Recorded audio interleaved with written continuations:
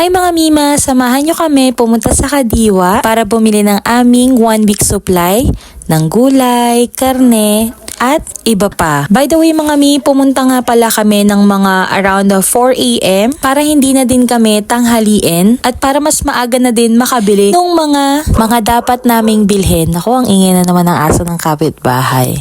First, mga Mi, pumunta muna kami sa wet market. Ganyan nga pala yung itsura ng wet market sa Kadiwa, Dasmariñas, Cavite. First, bumili muna kami ng bangus na maliliit, yung ganyang sizes mga Mi. Siguro mga 12 or 15 pieces, nasa 107 pesos lang. And isang malaking bangus for only 168 pesos. Bumili na rin kami ng tamban or turay na tinatawag for only 100 pesos per kilo. Next, for the meat section, yung chicken pwedeng part and pwedeng whole chicken na for only 185 per kilo. At para naman sa neck part, for only 140 pesos per kilo. Kapag gusto nyo ng mura, merong frozen meat na area dyan mga Mi, na nasa dulong bahagi. Hindi kasi kami bumili kaya hindi ko rin na-videohan, and yung pagbili rin namin ng iba pang karne.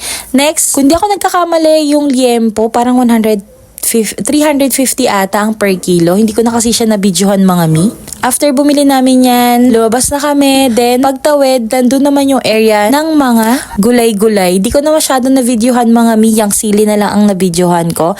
And after nyan, naghanap lang kami ng karindire na makakainan. Then, that's the time na umuwi na kami. Next luwas namin, videohan ko naman yung mga pricing ng mga gulay sa ngayon. Kung parehas din ba, kataas o kamura, yung mga presyo sa amin at sa inyo. Yun lang. Bye!